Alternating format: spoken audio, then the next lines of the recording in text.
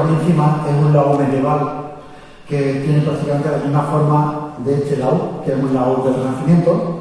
¿Cómo suena? Normalmente se tocaban con un plectro, que era una pluma de un ave, se tocaba así.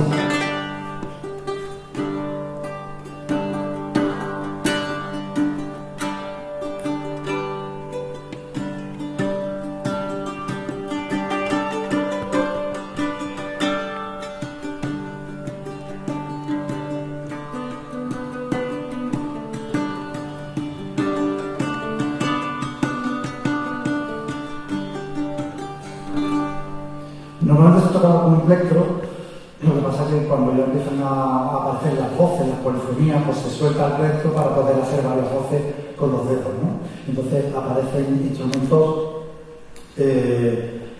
ya de otra forma, que no tenían, sobre todo, las cuerdas, los solos intervalos entre las cuerdas eran diferentes, ¿no? Esto es un laúd medieval y en esa época, pues bueno, los instrumentos que hoy hay son muchas veces reconstrucciones de instrumentos que están o dibujados en algún sitio o sobre todo tallados en las puertas, sobre todo de las iglesias, ¿no? Aquí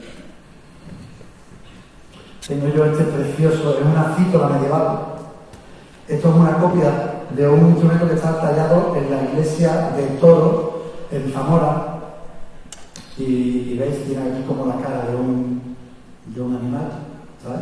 Normalmente se cogían así. Eran instrumentos monoxilos que estaban tallados en un bloque de madera, se vaciaba el bloque, se vaciaba el hueco que hiciera y después se le ponía una tapa encima. Pero era un instrumento de una sola pieza. Se tocaba prácticamente igual que la medieval, con las mismas afinaciones de cuartas y quintas, ¿no? Y están muy rescatados de esa suposición que el día que hace instrumentos pues lo hace mirando cómo están en una iglesia.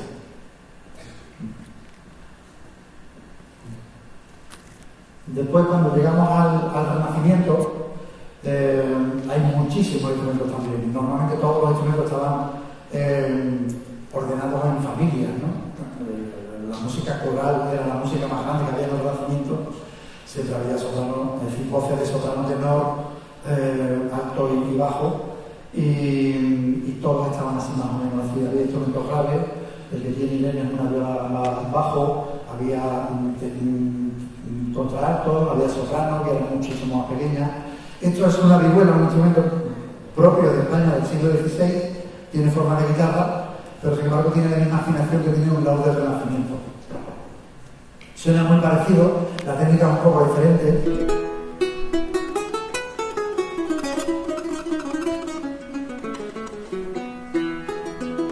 Se toca con esta forma que se llama filleta.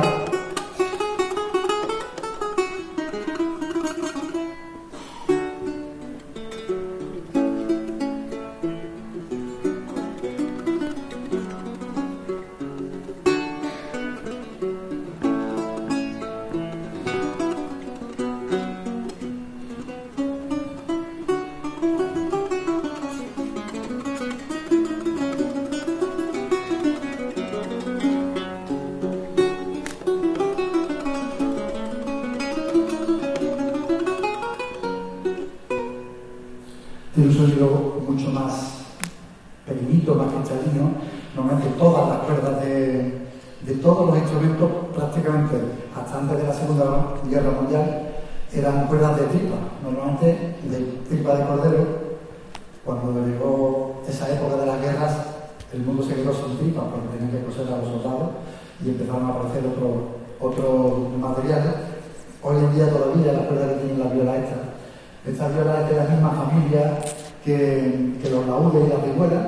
De hecho, este instrumento se conocía en España como vihuela de mano, y este, que hoy se llama viola da gamba, porque en italiano gamba es pierna, viola de pierna, se conocía en España como viola de arco. Y bueno, ¿tocamos con este? A ver, ¿cómo suena eso?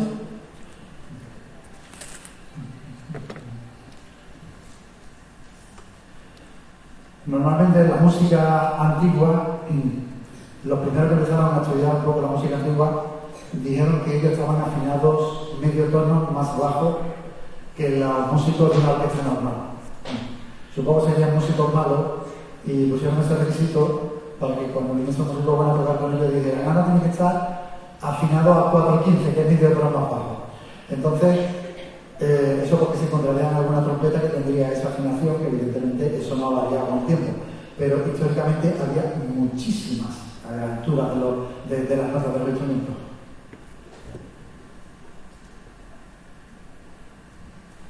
Así.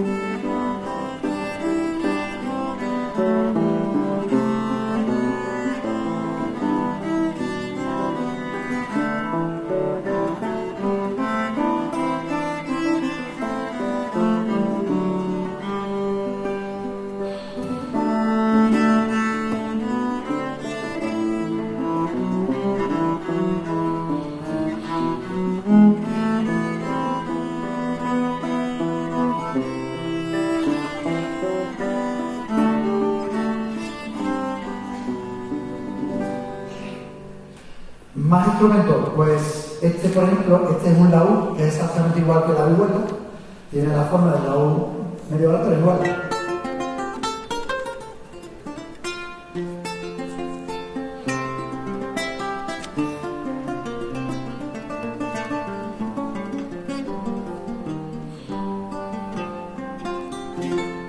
Es exactamente igual, había muchísimos tipos de laúdes. Sobre todo laúdes graves en los museos, hay muchos instrumentos antiguos conservados que son originales y normalmente este está en sol, quiere decir que la primera cuerda es un sol, como si a una guitarra se le pone una ceguilla en el tercer traste y después la tercera cuerda se bajaría a medio tono. Esa es la afinación que tiene este laúd. En el mismo tiempo, sobre todo aquí en España, había otro tipo de laúdes. Esto es un laúd árabe, que es muy parecido al renacentista en la forma, pero evidentemente no tiene nada que ver con el laúd nuestro. Era un laúd sin trastes, se tocaba con flectro, se sigue tocando así, exactamente así, pero era de tradición evidentemente musulmana, de cuando estaban aquí los musulmanes y convivían con los cristianos y con los judíos. Esto es un laúd en réplica, este es turco, pero exactamente igual.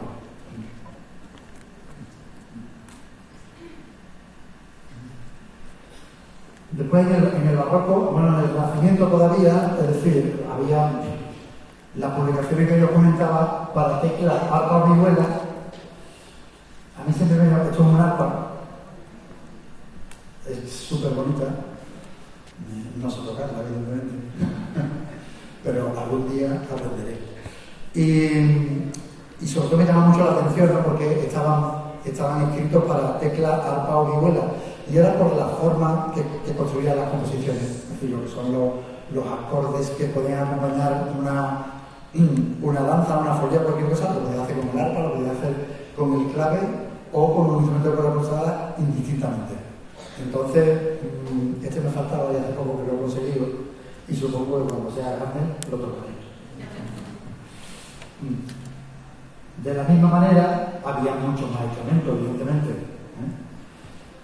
Yo siempre digo, nosotros tenemos tantos instrumentos porque en verdad solamente tocamos una canción. Entonces lo que hacemos es que lo tocamos con varios instrumentos y así le escuchamos también, ¿sabes? Las flautas de pito había millones de flautas, evidentemente, pero sobre todo había familias de flautas, ¿no? Si ves un consort de flauta, había las que son más grandes, que eran los registros graves, y las están una alto, la soprano era más chiquitita y la tenor un poquito más grande. ¿Cómo sonaba esto? Pues igual.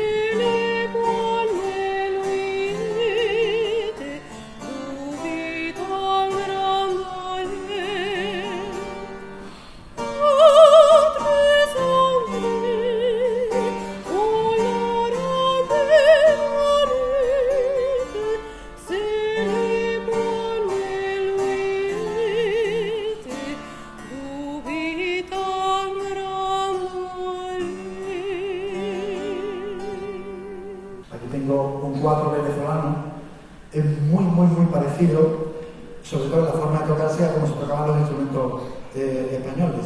Esto es una jarana de México, que es de la misma forma. Este tiene las cuerdas dobles, igual que tenían todavía los instrumentos, lo que tenían los instrumentos antiguos, y hoy se conserva así, con las cuerdas dobles. El 4 venezolano no tiene las cuerdas dobles, pero curiosamente tiene aquí un suplemento, que es un refuerzo para cuando se rajea, para que no dañe la tapa. Es decir, aquella forma de rajear, que ahora hablaremos de ella, sí que era muy española y evidentemente eso se llevó también a América y aquí se quedó. Evidentemente el clave es el antepasado del piano, pero incluso antes del clave había otro instrumento que era antepasado incluso del clave, que es este que tengo aquí, que es precioso, ¿sabes? Esto es una zanfoña, ¿sabes? Normalmente aquí tienen, cuando tú estás tocando, vas presionando aquí y va cortando pues lo que son las cuerdas que lo mantienen. Esto estaba desafinado porque es imposible tener esta cantidad de instrumentos afinados, pero ya habréis visto seguramente por ahí muchas veces alguien tocando así y haciendo melodía. Vas haciendo aquí la melodía con la mano izquierda y con esta te mantiene. Tiene la misma función de una gaita. Una gaita, cuando estáis tocando, hay un sonido que siempre está sonando, que es la nota pedal, ¿no? Pues este es igual, la nota pedal, y por aquí tú vas tocando. Y entonces este instrumento ya aparece en las miniaturas de las cantigas de Santa María, de Alfonso X el Sabio. Aparecen los músicos tocando este instrumento así, tal cual. Zanfoña, antepasado del piano.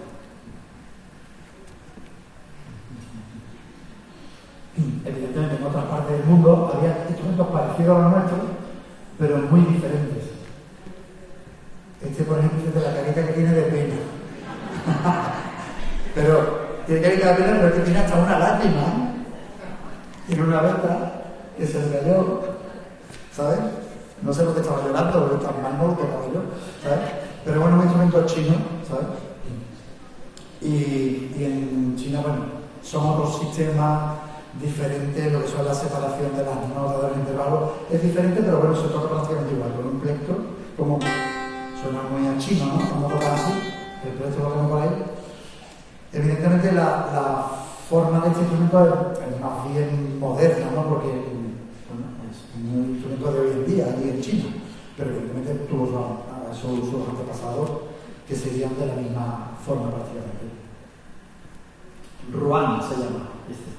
En el barroco aparece este instrumento. Esto es una guitarra, o se conoce con el nombre de guitarra barroca, pero los barrocos a sí mismos no se llamaban barrocos. Esto es un instrumento que se llamó en el siglo XVI guitarra española.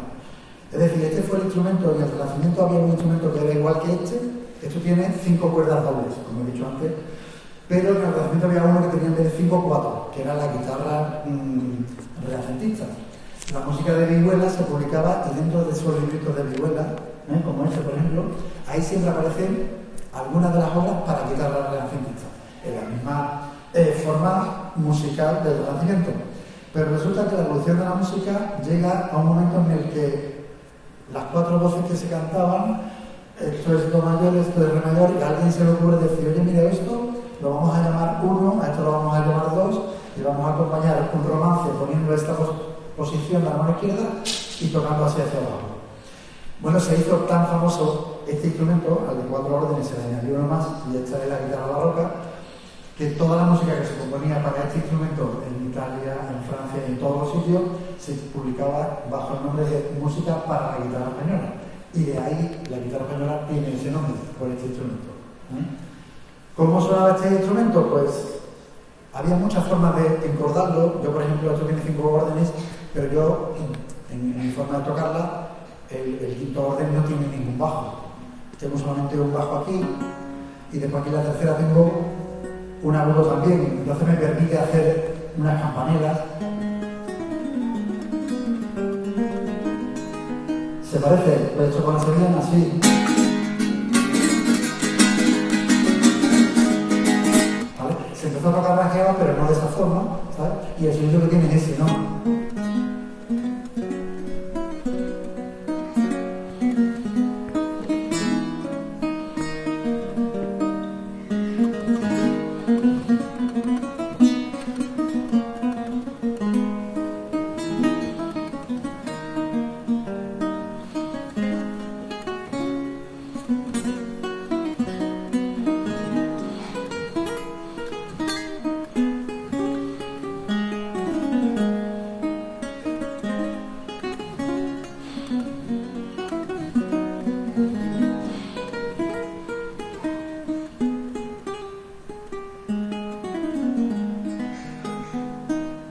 Esto parece un trombón, pero no lo es. Es un sacabuche. Se llama sacabuche porque saca buche, ¿sabes? Y así se conocía, y hoy en día, bueno, el trombón tiene las tuberías más gordas, pero esto se hizo prácticamente para las misas, para doblar voces. Era el instrumento que de verdad doblaba todas las voces. Después, ¿qué pasa? Aparecen, acompañando a todos los instrumentos, aparecen estos instrumentos grandotes. Que hecho bien tocado tiene que ser. Son preciosos. ¿Y por qué tienen estos dos clavilleros? Pues muy básico. Las cuerdas eran de tripa, como os he dicho. Una cuerda grave era muy gorda. Cuanto más grave, el sonido era más grave, pero llegaba un momento que era tan tosca que no se entendía bien. Entonces había otra forma de conseguir un sonido grave y era haciendo la cuerda más fina y más larga. Y por eso esto tiene este clavijero aquí. Entonces, estas cuerdas no se pisan, solamente se tocan al aire.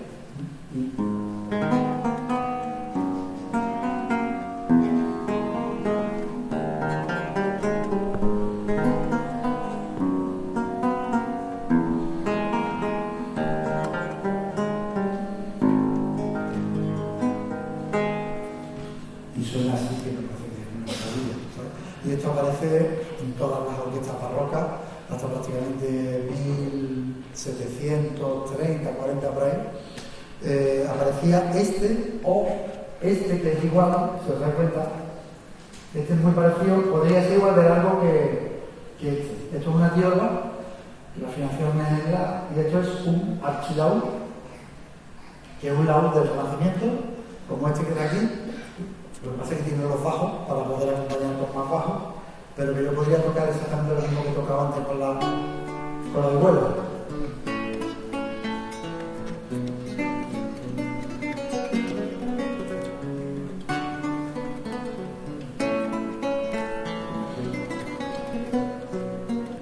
Exactamente igual. Tiene los bajos.